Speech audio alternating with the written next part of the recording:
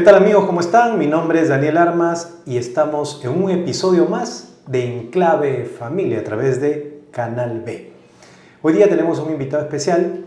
Él es Enrique Quispes Herrera, es magíster, director fundador en Comunica Sostenible, docente universitario, especialista en responsabilidad social y sostenibilidad por la Escuela de Negocios ESAN y está doctorando actualmente en comunicación social por la Universidad César Vallejo.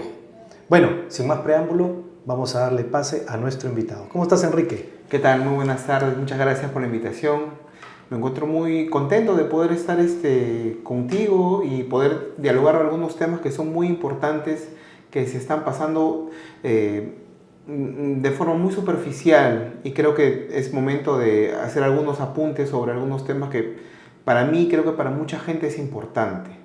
Sí, justamente por eso te he invitado, porque hemos tenido una conversación previa, recuerdo, muy interesante, y tu experiencia con la educación en jóvenes. Tú eres catedrático en una universidad, también has trabajado en algunas ONGs. Exacto. Entonces, conoces la realidad nacional, ¿no?, con respecto a la juventud, a la educación en la juventud y en la niñez, y por eso estás aquí. Y quisiera preguntarte justamente, en tu experiencia, vamos a retroceder unos años, en tu experiencia, en la experiencia ganada, en el trabajo en las ONGs, ¿qué es lo que tú pudiste encontrar o qué experiencias salieron, valga la redundancia, de ese trabajo? Bueno, yo trabajé en el mundo del desarrollo sostenible, desarrollo comunitario, como se llama o se suele llamar, y ya hace bastante tiempo, hace aproximadamente 10 años, que tuve la oportunidad de ingresar a trabajo con comunidades, ¿no? Yo trabajé en dos organizaciones internacionales y empecé a trabajar con mucha ilusión, porque uno empieza a ver las desigualdades del país, empieza a ver la pobreza, empieza a ver situaciones que quizás en el día a día uno no puede hacer muchas cosas por solucionarlas, pero cuando empiezas a trabajar en el mundo del desarrollo sostenible, el desarrollo comunitario, empiezas a ver, digamos, proyectos, oportunidades, capacitaciones para esas personas, para los grupos sociales, en los que consideras que podría ser algo beneficioso. Entonces, desde ese punto es que yo entro y empiezo a conocer el trabajo de las organizaciones no gubernamentales desde dentro, y empiezo a conocer qué es lo que hacen, cómo trabajan sus proyectos, cuáles son los enfoques que manejan, ¿no? Y es ahí donde yo empiezo a ver, por ejemplo, ya desde hace 10 años, ¿no?, es que te digo que yo empiezo a ver el tema, por ejemplo, del enfoque de género. O sea, el enfoque de género no es una situación en la que ha aparecido hace 4 años o hace 3 años, no, ya hace 10 años se empieza a trabajar el enfoque de género, y como yo en las organizaciones donde he trabajado estaban enfocadas en la promoción de derechos de la niñez. Ya, pero ¿qué significa? O sea, ¿qué significaba en ese tiempo, digamos, el enfoque de género? ¿Cómo te lo enseñaron? El enfoque de género era digamos, era un cristal por el cual tú tenías que ver para tratar de encontrar oportunidades similares para niños y niñas, en ese caso, no adolescentes varones, adolescentes mujeres. Entonces, y en los proyectos que las organizaciones donde yo trabajaba, ¿no?, tenían que hacerse, tenían que tener estos enfoques, ¿no? Tratos diferenciados, espacios, situaciones, lo cual me parecía bien en ese momento, ¿no? Me parecía bien porque, claro, a una niña tú no le puedes dar el mismo espacio que a un adulto, por ejemplo. Entonces, una niña tiene que tener su espacio. Entonces, yo decía, perfecto, me parece muy bien, ¿no? Una mujer tiene que trabajar, perfecto, una niña tiene que educarse, por supuesto que tiene que educarse, ¿no? Porque esa niña será madre y esa madre inculcará valores a sus hijos. Entonces dije, bueno, oye, está bien, ¿no? Y en función de ello es que yo empiezo a conocer y a trabajar esos temas desde la óptica que te menciono, ¿no? Ya, pero ¿cómo llegaron? ¿Llegaron con capacitaciones a sí. los integrantes de las ONGs?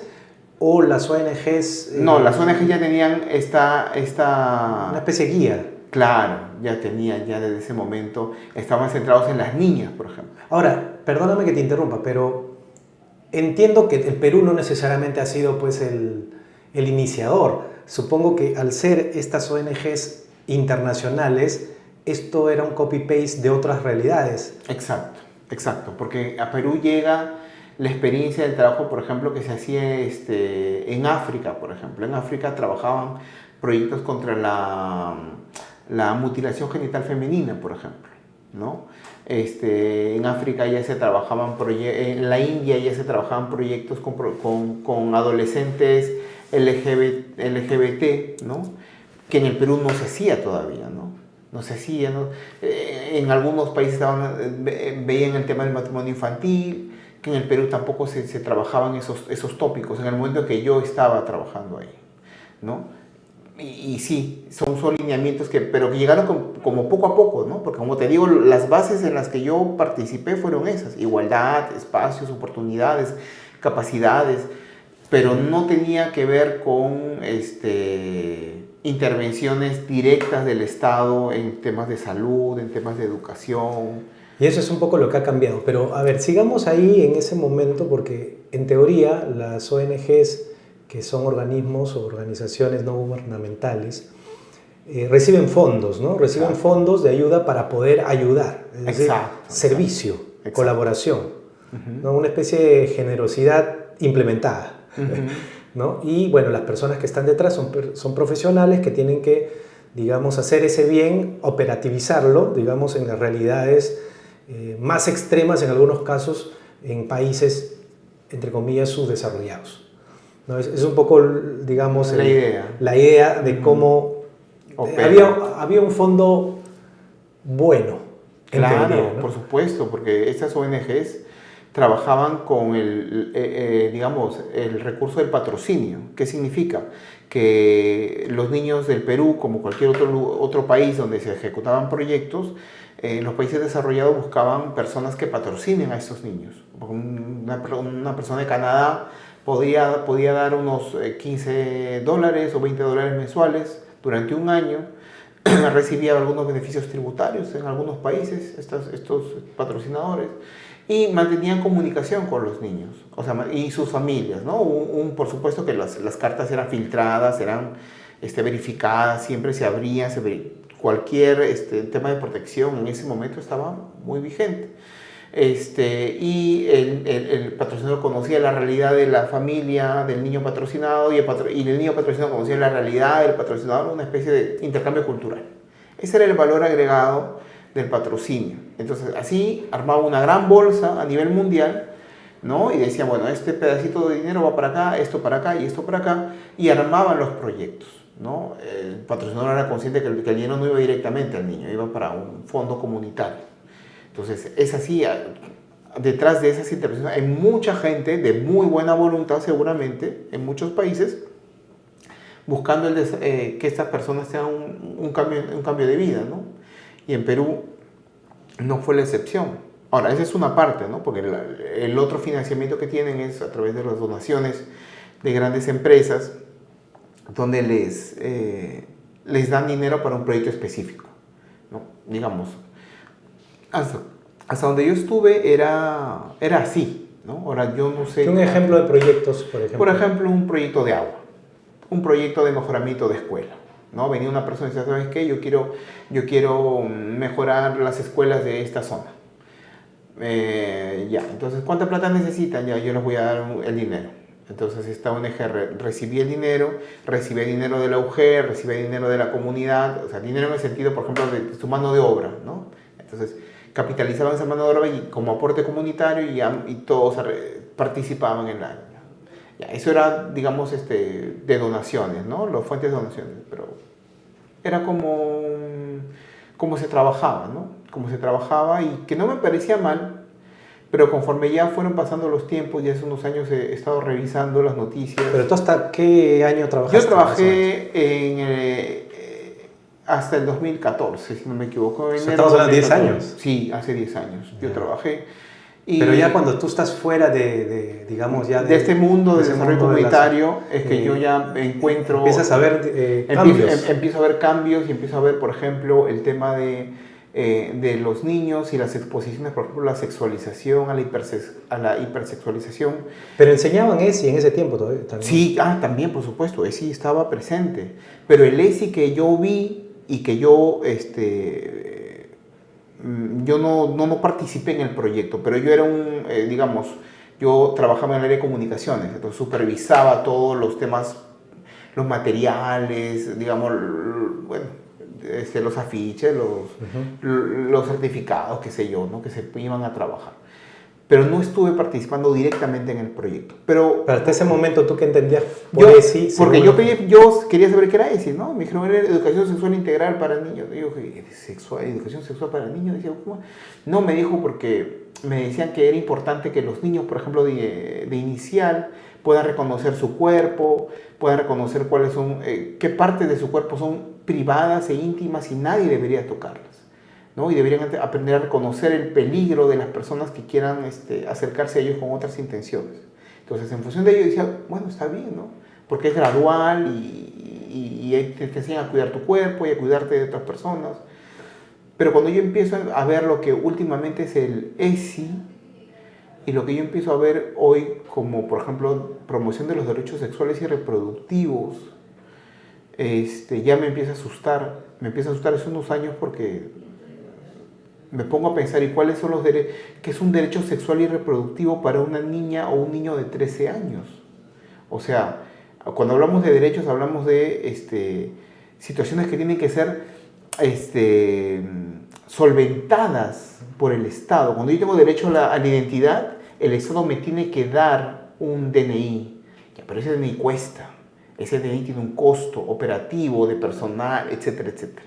Entonces, igual, si yo tengo derecho a tener, como decían los manuales, ¿no? Sexo placentero, seguro y consentido, eso tiene un costo para el Estado y el Estado tiene que asumir ese costo. Y si el Estado no está en capacidad de asumir ese costo, tiene que tercerizar. Y ahí viene el negocio para otras organizaciones y empresas que, oye, ¿no tienes esto? Pues yo te lo voy a dar, ¿no? Yo te lo ofrezco. Todo en pos de ofrecer el derecho. Entonces, mientras más derechos humanos tenemos, es más complicado establecer qué cosa realmente merece cada persona y cómo se establece el gasto del Estado.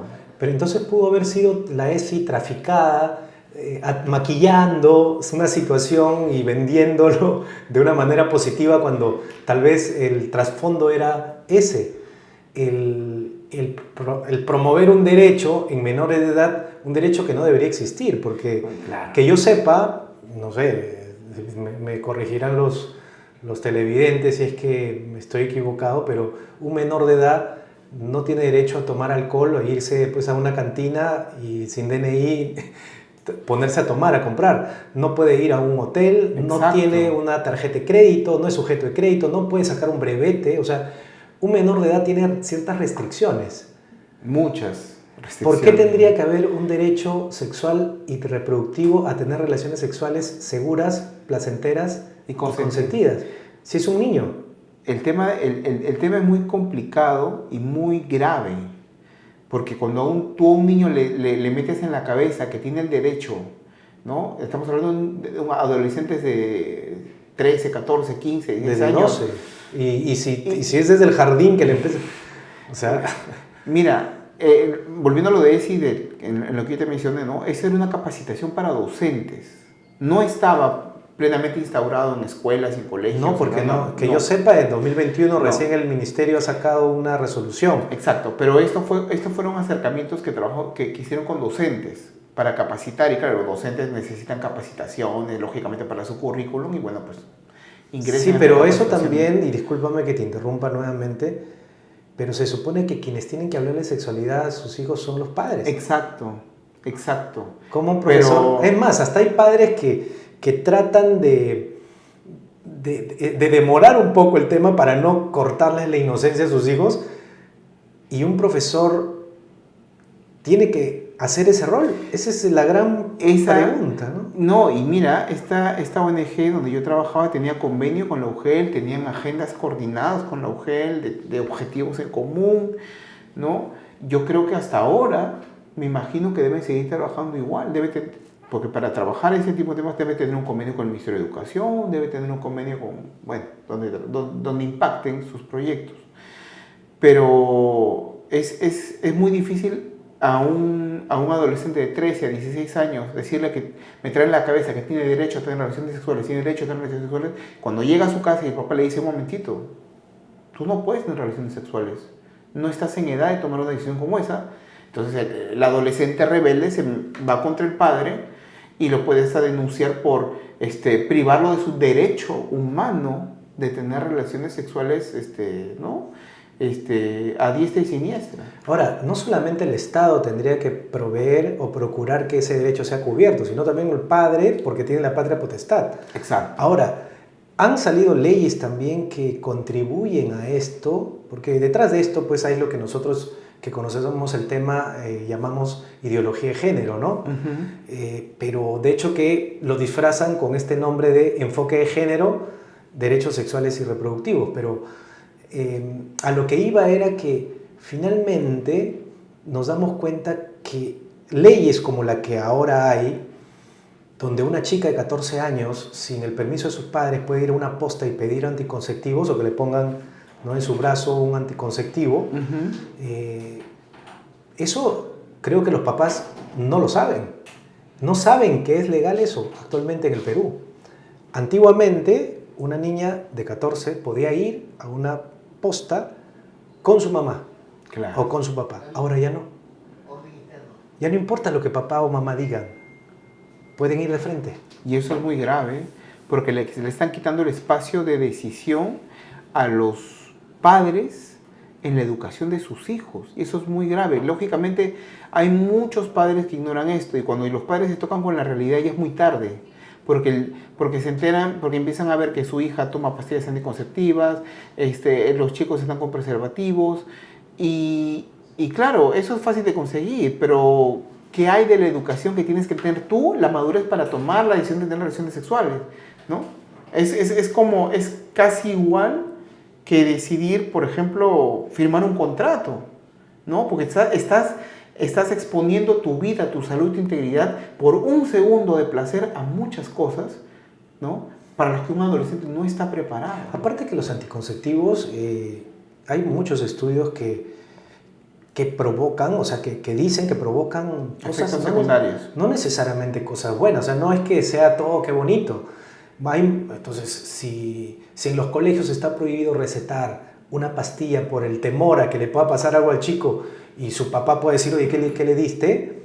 ¿No? Yo lo tengo que llevar al doctor, que es el especialista. Imagínate pues que ahora un profesor o un obstetra, porque ahora también hay una ley que quieren sacar, un proyecto de ley que quieren sacar para que las obstetras sean parte del círculo educativo, ¿no?, y puedan pues hablar de estas cosas abiertamente sin ser pedagogas y hablando también de temas que le competen a los papás. Exacto. Entonces esto es muy delicado. Es muy complicado de digerir esto. Ahora, entregar anticonceptivos sin receta médica o cosas que tienen efectos secundarios, como tú bien dices, es más que delicado también. Exacto, porque no todas las postas están preparadas, no todas las postas tienen los mismos profesionales o el mismo nivel de profesionales. Imagínate una menor de edad que va a ponerse ¿cómo se llama esto? Un ate de cobre. Tiene que exponerse ella y no tiene que ir con el padre de repente, va sola porque el enamoradito le pidió que, no sé, tantas cosas se ven, que me digan, no, eres un exagerado, no sé qué. Yo me voy siempre a lo peor, porque yo siempre voy a lo peor y aún así me sorprendo, porque las cosas pasan.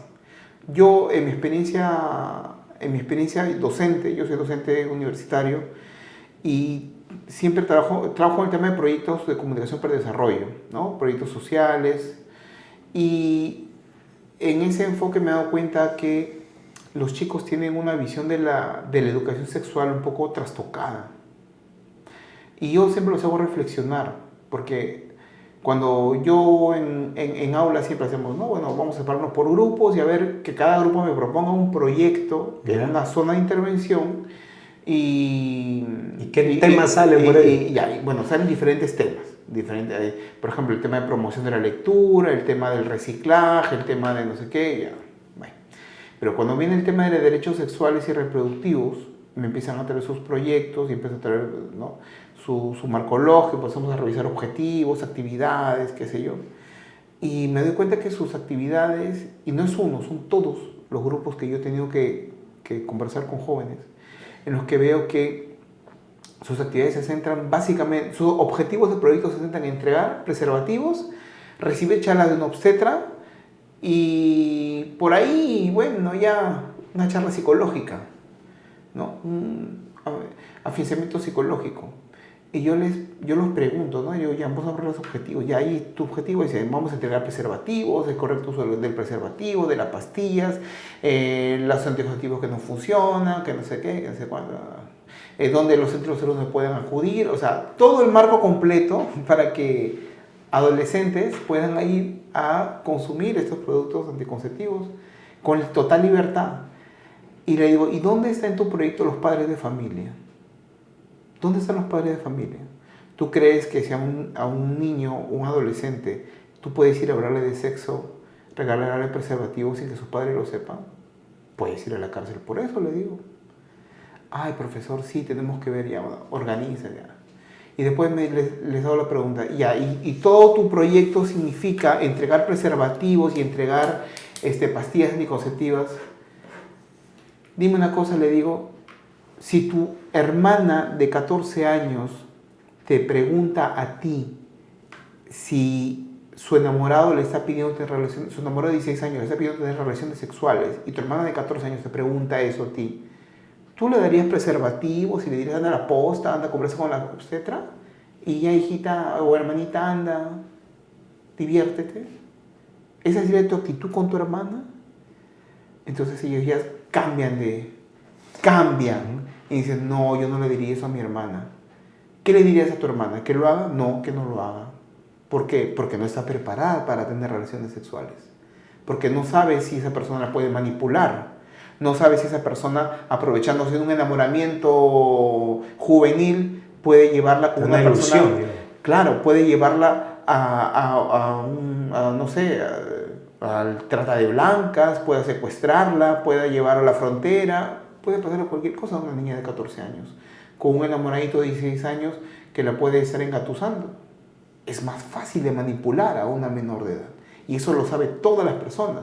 Entonces, una persona que busca que una menor de edad de 14, 16 años tenga sexo placentero, consentido y seguro, sabe que está no protegiéndola, sino exponiéndola a una situación a la que no va a poder confrontarla correctamente. ¿Por qué no busca sexo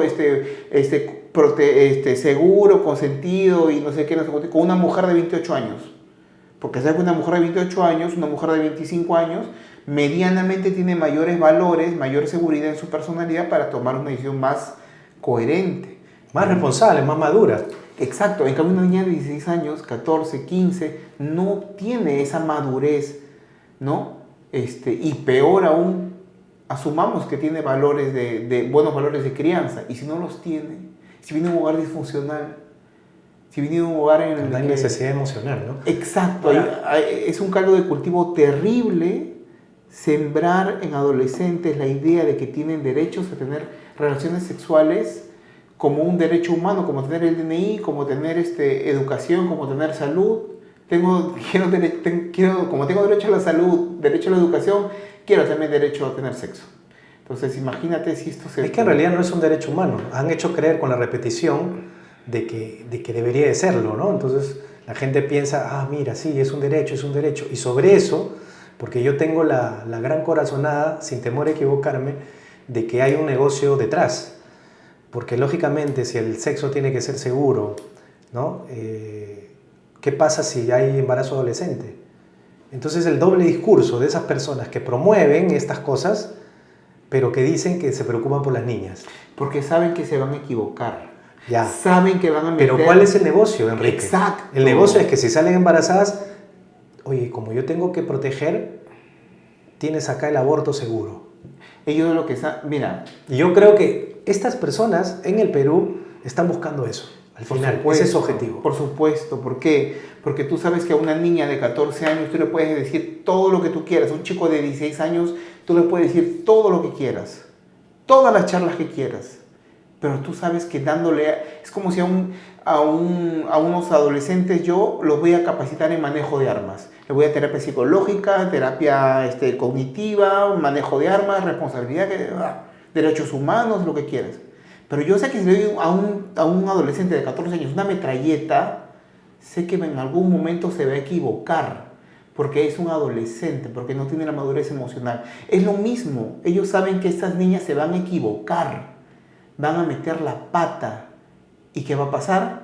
Como le han dicho que también tiene derecho a decidir o no decidir si es mamá, va a buscar la forma de hacerse un aborto clandestino.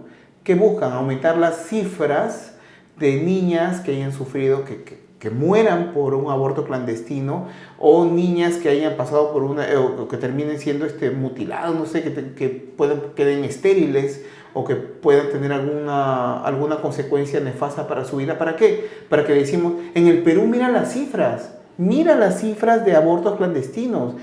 O mira las cifras de embarazo adolescente. Exacto. Y entonces se necesita que se implemente el aborto seguro y legal para todas, ¿no? Entonces es darle un arma a una persona que sabes que en algún momento se va a equivocar. Muy interesante el análisis. Ahora, hablamos de que esto viene desde otros países, como un copy-paste, digamos. Claro. Ahora, lógicamente, para nadie a estas alturas del partido es un secreto que, por ejemplo, Planet Parenthood es una ONG internacional, transnacional, que tiene centros de abortorios, ¿no? O tiene abortorios o tiene centros de aborto a nivel mundial. Uh-huh. Y que es también secundado o, digamos, auspiciado de alguna manera con permisos, etcétera, por entidades internacionales. Entonces, y que tienen convenios con muchos ministerios en el mundo. Tienen convenios con muchos ministerios en el mundo, o con otras ONGs que de repente no trabajan directamente en ese país, no sé, en Finlandia o en Colombia, qué sé yo, pero sí con una ONG de ese país. Entonces es un nexo no directo de intermediarios, pero ahí están. Entonces, mientras la ONG X que está en Perú, digamos, Plan Parenthood no está en Perú, pero la ONG X de Perú sí tiene un convenio con Plan Parenthood para la cooperación del apoyo de profesionales, apoyo de materiales, apoyo de bibliografías, apoyo de proyectos de investigación. Entonces, Plan Parenthood indirectamente... Creo que Impares en Perú, ¿no? Seguramente, Impares tiene ese soporte. Entonces, indirectamente está. Aunque no haya una oficina de Plan Parenthood en Lima, tienes a muchos Plan Parenthood en Lima, en Perú. Entonces, ya no necesitan que vengan. Hace unos meses hubo como una avalancha en la noticia, y esto ha sido a propósito, esto ha sido un juego político, lógicamente, de embarazos de niñas que salieron a la palestra, salieron a los medios de comunicación, y quienes se oponían, digamos, a que esta niña aborte o mate a su bebé, uh-huh, pues eran despiadados, eran crueles, porque la portada, recuerdo la portada del Comercio, la portada de la República, crueldad con la niña de Loreto, crueldad con la niña de Ayacucho, crueldad, porque los doctores no daban el permiso para hacer el aborto terapéutico. Pero claro, ellas, las ONGs, querían que el aborto se dé bajo esa fachada, y acá estamos destapando el engaño, ¿no? Porque no era que ellos quieren pues a las niñas o no quieren que salgan embarazadas, porque si eso fuera el caso, no promoverían la ESI como la están promoviendo. Claro. Y haciendo la puerta abierta sobre estos derechos sexuales y reproductivos en niños y adolescentes. Lo que necesitan esas organizaciones son cifras. Son cifras, porque si no hay cifras, no hay necesidad. Y si no hay necesidad, no hay financiamiento, no hay intervención, no hay nada, no hay proyectos. Tampoco hay, por supuesto, pagos especialistas y esas cosas. Entonces, mientras haya cifras y casos símbolos, porque claro, también este mundo se mueve por temas símbolos, como el que hemos visto. Por ejemplo, ¿te acuerdas? No sé si recuerdas el caso de la chica que pedía que por favor le permitieran suicidarse. ¿Te acuerdas que tenían dolor? Que hasta ahora no se muere. Hasta ahora no se mató. No se muere. Ya le aprobaron la ley, pero... Es simplemente un caso símbolo. Eso es lo que buscan. Casos símbolos, casos de María de 16 años que sufre este caso y poner a la palestra María, ¿no? Pero ¿hay un contubernio entre los medios de comunicación y estas ONGs? Yo creo que... ¿O es, no, lo que o es que los medios recogen simplemente lo que algunos exageran? Lo que pasa es que hay que ser honestos, ¿no? Los medios de comunicación tienen agendas. Los medios de comunicación tienen agendas. Entonces, buenas o malas, retorcidas o no sé, como quieras llamarlos, ¿no? Pero tienen agendas. Entonces, cuando una noticia nutre la agenda del medio de comunicación, obviamente la van a traer, la van a poner en la palestra. Siempre. Y la van a repetir todos, tal vez con diferente título, pero es exacto, y no solamente eso, o sea, los medios de comunicación son parte de otra cosa más, porque los medios de comunicación es una pata de la mesa. Están las personas, los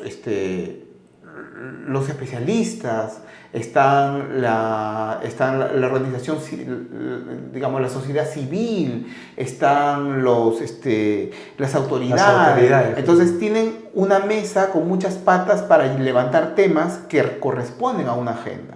Porque algunos me dicen, no, los medios tienen su agenda. No, los medios responden a agendas superiores. Los medios responden a agendas superiores, ¿no? No digo todos.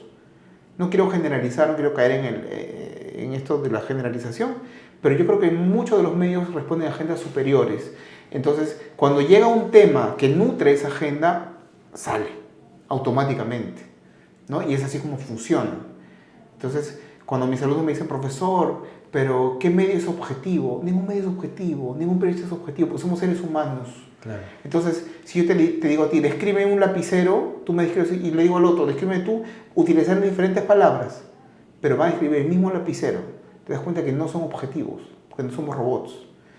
Con eso te digo que no digo que todos los medios sean malos, maquiavélicos, o que habrá medios que sí, estoy seguro, como este medio de comunicación que lo he seguido y lo he visto, y he podido ver que no hay ningún afán, por eso que estoy acá, porque a mí me han llamado otros medios de comunicación a los que yo quizás no me he sentido tan cómodo, pero cuando he visto la temática de tu programa, por lo menos yo me he sentido en la libertad de poder hablar esas cosas directamente. Pero yo considero que la mayoría de medios de comunicación no es que tengan agendas, sino que están dentro de otras agendas mucho más grandes y que capitalizan estos espacios símbolos, ¿no? Por ejemplo, de la niña que tenía la crueldad de no dejarla abortar, o la crueldad de la mujer que no la dejaban tener una muerte digna. Pero ¿sabes qué, Enrique? Tengo la duda de por qué las personas, sabiendo que la manipulación de las masas a través de los medios de comunicación es algo pues casi cotidiano, y que esto ya sabido, digo, ¿por qué seguimos cayendo en esa manipulación emocional, ¿no? En ese chantaje emocional que los medios tienen sobre determinados temas? ¿Cómo te desvían? ¿Cómo tienen esa capacidad para desviarte? Te le ponen una musiquita romántica o triste y automáticamente te sacan del partido de lo realmente importante. Porque cuando hablamos del aborto, la crueldad está hacia ese ser. Exacto. Que estás destrozando, descuartizando. Exacto. Ahí está la crueldad. La crueldad no está al otro lado, porque hay otra solución. Es más, para mí es simple. El aborto por violación no debería de ser, porque eso es un premio para el violador. Exacto. No es una solución para la niña. Eso es mentira. Y nadie lo dice. No, porque a la niña... En medio de comunicación abierto nadie lo dice. Es que a la niña la estás marcando para toda la vida. Ese es uno. Lo otro es que estás matando. Y cuando te manchas de sangre, siempre va a haber consecuencias. Sí, pues. Y aunque quieran revestirlo de pensamiento centrado en la niñez, ¿no? De seguridad en las niñas, que no sé qué, tú no le das la libertad de elegir al que está dentro. El que está dentro no elige. Ahora, ¿el que está dentro qué es? Claro, es un ser humano. Le quitan la categoría de ser humano, por eso no sufre, no le duele, no padece, no tiene capacidad de decisión, no puede ser protegido por nadie. Pero entonces, ¿qué es? O sea, la pregunta que yo les haría a ellos es ¿qué es? A ver, ¿qué es? ¿Es un anfibio? ¿Es una cosa que está moviéndose? ¿Qué es? Es un ser humano. Lo quieras aceptar o no, es un ser humano, y todos nosotros que somos seres humanos hemos pasado por ahí. Exacto, porque nadie se ha salteado. Yo no he visto gente que nazca de 5 años. Ese no es un riñón, no es un corazón de la mujer, es un ser con vida, completamente diferente al de la madre. La madre no se amputa un brazo, cuando hablamos del aborto no es amputarse un brazo, está matando a un ser que tiene un ADN distinto desde el momento de la concepción. O sea, no es que se corta un brazo o una pierna o se quita el corazón o un pulmón. No, porque eso sí afecta a su cuerpo. Es ella, es su ADN. Y es naturaleza. O sea, Exacto. ni siquiera podremos decir, vamos a ir en contra de tu cuerpo porque no es su cuerpo y porque la naturaleza es así, desde su vientre. Pero cómo te trastocan, cómo te venden, lo envuelven en papel de regalo y la gente, y porque esa era mi pregunta, cómo son capaces de adornarte la píldora, como dice, Sí. y pensar que eso es un chantilly de una torta que dice qué rico y te la comes. Lo que pasa es que la gente necesita mucha validación. Las personas necesitan mucha validación. Entonces, cuando tú tienes una cantidad de medios de comunicación que te dicen que si tú piensas, que si tú ves a una niña en flagrancia, por ejemplo, digamos, en sufrimiento, y tú no te compadeces por ella, ¿no? Porque no la dejas abortar, eres una mala persona. Entonces eres una mala persona por no pensar en ella y dejarla abortar. Eres una mala persona por no dejar que esa señora se suicide tranquilamente y en paz y en una clínica. O sea, la manipulación es muy grosera, pero claro, lo que pasa es que los medios de comunicación, si todos los días te dicen que eres malo, algún día terminarás creyéndote que eres malo.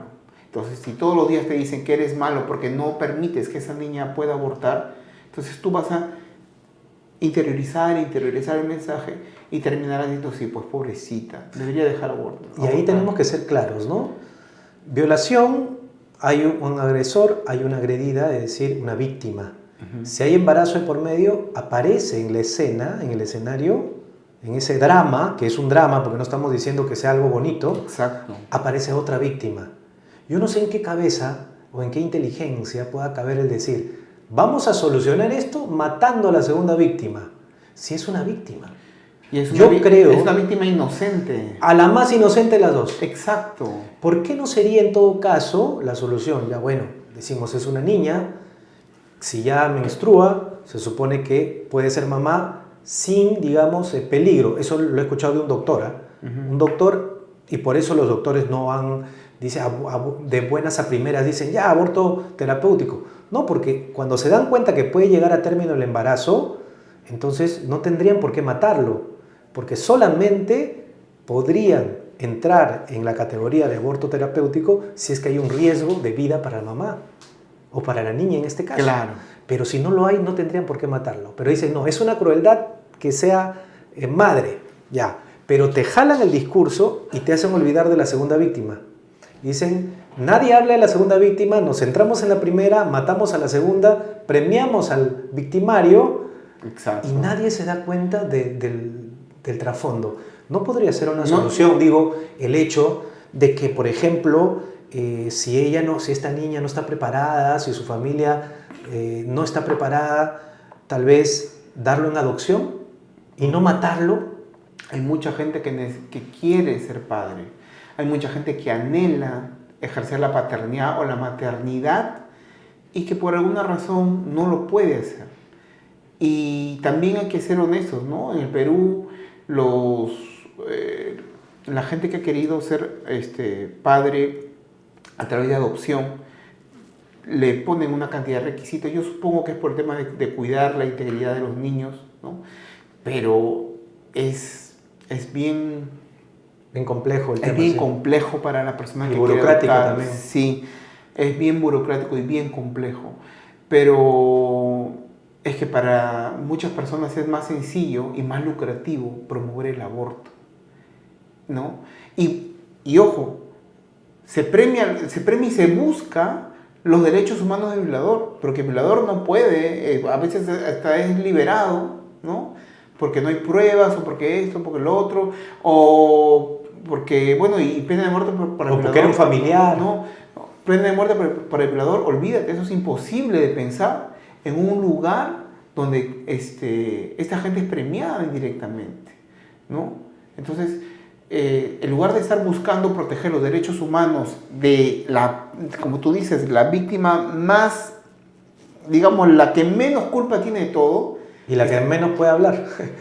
La que no puede defenderse. No puede defenderse. Están buscando promover los derechos humanos del violador, por ejemplo, ¿no? Y que no sea maltratado y que nadie le diga nada y que esté en una celda bien bonito y que nadie... O sea... Ahora, los delitos, no se supone que una forma de prever los delitos es también la sanción que supuestamente van a recibir. Alguien que va a robar un banco sabe lo que se expone a determinada cantidad de años y que lo atrapan. Claro. Igual, ¿tú te imaginas que un violador saque su cuenta y diga, bueno, ya he violado 1, 2, 3 veces, no se han dado cuenta, uy, acá salió embarazada, pero no pasa nada porque como el aborto es legal, imagínate, ¿no? Claro. Que justamente que quieren hacer legal por esta razón, oye, ¿qué más da? Agarro, ya, no te preocupes, abortamos. Voy con la familia, entonces arreglo con dinero, vamos, ¿no? Te doy aborto y acá no pasó nada. Entonces ahí está la gran mentira de estas ONGs que dicen nos preocupamos por las niñas. No, simplemente yo creo que consideran y buscan actos simbólicos, personas que representen, porque en el fondo las ONGs buscan, uno de los objetivos importantes es la incidencia política. ¿Qué es la incidencia política? Es que las organizaciones, o digamos las organizaciones del Estado, los operadores de justicia, puedan tener medidas que vayan de acuerdo a los objetivos, ¿no? de estas ONGs, por ejemplo, ¿no? Alinearse todos al aborto, por ejemplo, que hasta ahora no han podido hacerlo, porque cuando van al Congreso, pues lo único que puede hacer eso es el Congreso. Cuando van al Congreso, el Congreso les cierra la puerta inmediatamente, ¿no? Digo, algo bueno tendría el Congreso, ¿no? Por lo menos. Yo no voy a pontificar al Pleno del Congreso, pero algo bueno tiene es que ha frenado todos los intentos de legalizar el aborto, ¿no? No digo porque en proyectos de ley, hablo de las cantidades de personas que se acercan a los despachos de congresistas a endulzarles el oído. Mira que nosotros nos preocupamos por las niñas, las adolescentes, y mira, queremos suscribir esta iniciativa contigo, y empiezan a endulzarle la oreja a los congresistas, y han tenido por lo menos la mayoría de ellos la buena fe de cerrar las puertas, ¿no? No, pero te cuento una cosa, porque ¿qué pasa aquí? Justamente como empezamos a hablar de la ESI, hablamos que la ESI también es una especie de pedagogía de lo que llaman género, lo que llaman enfoque, según ellos, pero no es más que ideología de género, ¿no? Que es una nueva antropología del ser humano, o cómo vemos al ser humano. Para los que promueven la ideología de género, lo que ellos llaman enfoque, vuelvo a decirlo como para que se entienda, pues no nacemos hombres o mujeres. Eso no existe. Eso es una imposición cultural, dicen. Y ellos tiran por la borda la biología. Para ellos no existe la biología. No. Entonces, ahora, en estos tiempos modernos, tú eres lo que quieres ser. Exacto. Como te percibes, eres. Entonces, si eso lo promueven desde chiquitos, si eso lo meten a través de la ESI, que va a ser ese caballito de batalla de la ideología de género dentro de la pedagogía y la enseñanza en los colegios, ¿qué te esperas en unos años con la mentalidad de los que van a ser congresistas? Ellos van a dar... ¿Por qué? Te voy a contar una anécdota. Hace un mes y medio me invitaron a un congreso escolar en una municipalidad. Congreso escolar. Es una municipalidad que en Lima hizo un congreso con escolares. Esto lo hacen a nivel nacional siempre, pero esta vez tuve la oportunidad de participar. Fui y vi cómo los escolares de cuarto y quinto de media de 9 colegios eran reunidos para discutir proyectos de ley, ¿ya? Y mira, valga la casualidad que uno de los proyectos de ley era un proyecto de ley que en teoría está archivado, que es un proyecto de ley del 2021 de la congresista Ruth Luque, que quiere despenalizar el aborto por violación. Es decir, cuando sea violación, quieren aborto aprobado, legal. Ya. El 90% de los chicos aprobaban ese proyecto de ley en ese ejercicio de congreso escolar, estuvieron de acuerdo. ¿Qué va a pasar si entra esto con fuerza? En unos años, ese congreso que tú dices que defiende la vida o que no está de acuerdo con esto, ¿qué crees que va a pasar? Sí, eso es... Ya está todo planeado. Eso es previsible, ¿eh? Eso es previsible. Pero, a ver, También yo pongo las cosas en contexto. A ver. Una persona cuando tiene 16 años, 17, no piensa igual cuando tiene 35 o 40 años. Porque cuando tú piensas, y me vas a dar la razón, cuando tenías 20 años, 19 años, tu forma de ver el mundo era completamente diferente como lo ves ahora, ¿no? Cuando ya uno es responsable. O sea, la madurez va llegando, digamos, Exacto, quieras o no quieras. porque tú vas viendo, tú te vas haciendo responsable de muchas cosas, vas viendo el mundo como es, tu entorno, tu familia, cómo está cambiando el mundo, y te empiezas a preocupar por cosas que antes no te preocupabas, ¿no? A los 19, 20 años uno se preocupa de las guerras y de las muertes y esas cosas y las violaciones, porque uno vive su vida y ya. Pero cuando llegas a tener una cierta edad empiezas a darte cuenta que esos problemas afectan a la sociedad y afectan a tu familia, a la gente que quieres cuidar. Entonces empiezas a tomar decisiones basadas en... Claro, ya si tienes los valores trastocados, tu escala de valores está trastocada y tu escala de valores está... Ya, en rompanfilas, ya, bueno, y sí, ya no tienes pero una persona medianamente con valores y creciendo, consciente de su Pero entorno. ¿cómo voy a tener valores, Enrique, si me enseñan antivalores? Exacto, pero para eso es que eso es importante, ahí viene la familia. La familia es la que te va a dar los valores, ¿no? Y la que te va a enseñar. Y es un mal, digamos, como saben que estas organizaciones no pueden meterse con la familia, porque han tratado de meterse con la familia de muchas formas, y no pueden. No, pero sí se están mintiendo, ahí te corrijo, ¿sabes por qué? Ideología de género, ¿ya? ¿Qué es lo que busca? Trastocar la antropología, ¿ya? Pero si ya no hay hombres y mujeres, no hay heterosexuales, pues no existe. Y si no hay heterosexuales, porque eso tampoco lo diluimos, no hay matrimonio. Si no hay matrimonio, no hay familias. En el fondo, yo creo que ya están petardeados. Mira, yo te puedo decir, yo he enseñado, ahora que enseño en la universidad, yo enseño chicos de 17 años, 19, 20, 21, 22, de todos los años, de todas las edades. Yo te digo, enseño en una universidad donde los chicos, la mayoría, tienen problemas económicos y tienen que trabajar y estudiar. ¿Ya? Pero también tienen muchas ganas de hacer muchas cosas por su vida, ¿no? La mayoría de ellos. Entonces, estos chicos, por ejemplo, tienen una forma de ver la vida muy diferente, ¿no? O sea, a diferencia de otras universidades donde los papás, y felizmente lo pueden hacer, ¿no? A pagar sus gastos, pagarles la pensión, no sé, darles un carro, comprarles el iPad. A ver, si te estoy entendiendo, Enrique. Hay tipos de pensamiento juvenil de acuerdo a su realidad. Es decir, hay chicos que estudian, que tienen que fajarse, porque hasta ellos mismos tienen que pagar sus estudios, y hay otros chicos cuyos padres pueden pagarles y ellos tienen otra realidad. Sí, te estoy entendiendo. Lógicamente, tienen otra realidad, tienen otra forma de ver el mundo. Más que otra realidad, tienen otra forma de ver el mundo. Porque cuando tú no tienes tiempo para nada más que estudiar y trabajar, el tiempo te queda corto para analizarte a ti mismo y preguntarte qué soy, seré hombre, seré mujer. De repente ayer, no sé, me pinté la uña de casualidad y me gustó, de repente soy mujer. O sea, esos razonamientos podrían ir más en jóvenes que tienen mucho más tiempo para poder cuestionarse más cosas. Y no los quiero juzgar porque yo sé que estos chicos pueden ser víctimas. O consumir lo que los medios te mandan. Exacto. Cine, televisión, tienen más Netflix, tienen más tiempo de ver Netflix, tienen más tiempo de ver el cine, tienen más tiempo de ir a exposiciones, a conversatorios de género, conversatorios de ciudadanía, de representación de social. Nueva masculinidad. Ya, entonces. Tonterías. Entonces, ellos tienen más tiempo de hacer eso. Entonces, yo no los voy a jugar a estos chicos ni los voy a señalar porque yo los veo ellos como víctimas. Porque estos chicos al final son víctimas. Son víctimas de una educación y de una desatención de su familia.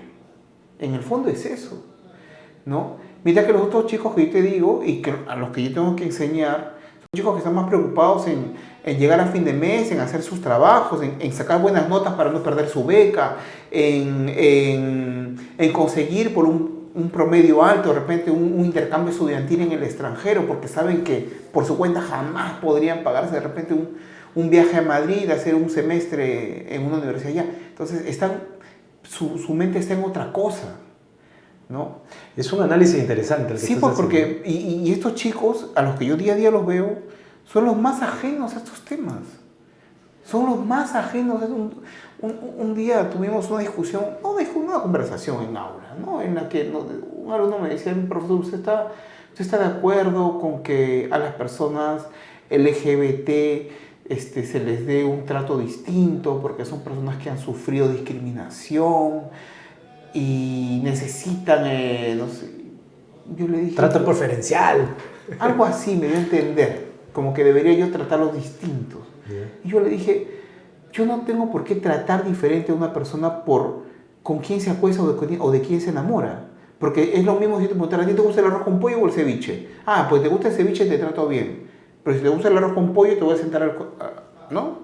Aléjate. Eso no tiene nada que ver. A mí no me importa. Yo le digo que analizas al estudiante como estudiante, qué tan bueno es. Nadie tiene en la frente tampoco su... Exacto. Entonces, a nadie nos debe interesar eso. Entonces, imagínate que y en los salones hay chicos abiertamente gays, homosexuales, lesbianas, y que ellos dicen que son gays, y yo les digo, no sé, yo veo chicos gays acá en la universidad y yo creo que a estos chicos no les interesaría que yo les haga, no sé, el asiento gay, ¿no? O el rincón gay para que ellos se sientan ahí. Y se sientan... Claro, señor, adelante, pase al... O no se sientan discriminados. Pase, por favor, al pupitre gay. No voy a hacer eso, pues, le digo. Porque ellos, por lo que menos quieren ser estigmatizados es por quienes son. O sea, nadie tiene por qué estigmatizarte por lo que eres o de quién te enamoras o con quién te acuestas, porque eso a un profesor no le interesa, no le debería de interesar. No le debería de interesar. Entonces... Ya, pero ¿qué piensas acerca de que se pueda normalizar esa conducta y que eso se los explique a los niños? Porque yo he visto un par de videos en YouTube de Planned Parenthood que uno tiene que decirle a sus niñitos chiquitos en jardín, de 3 años, que existe la mayoría de los chicos que tienen pene son la mayoría, pero eso no es verdad, porque también pueden haber chicas, o sea, personas con vagina que sean hombres. Así te dice Planned Parenthood. Entonces, si eso quiere meter atrás la decir, tú piensas de que podríamos normalizar diciéndole a los niños, mira, por si acaso hay opciones sexuales, y por si acaso tú puedes haber nacido en cuerpo equivocado, y esas confusiones de las cuales hemos hablado. ¿Cómo piensas o tú cómo sugieres que se aborden esos temas? ¿O no se tendrían por qué abordar con niños tan chiquitos donde podrían provocar con algún ejercicio? Porque eso también lo he visto en otros países, que dicen, a ver, vamos a cambiar de roles. A ver, ponte esta falda, a ver cómo te sientes. Imagínate tú que hoy día tú eres, que te gustan los hombres, a los niños, que les digan eso. Sí. Entonces, ¿qué pasa con eso? Ese niño, ¿va a haber confusión o no? Si están en proceso de aprendizaje, podrían confundirlos. Sí, y es bien peligroso cuando tú trabajas en formación de infantes, ¿no? Con infantes, niños, adolescentes, porque vas a ponerle como semillas que no van a florecer en el momento, van a florecer después. O sea, ¿cómo no confundimos enseñanza con adoctrinamiento? El tema es que para que tú enseñes, tiene que ser... A ver, la enseñanza es científica.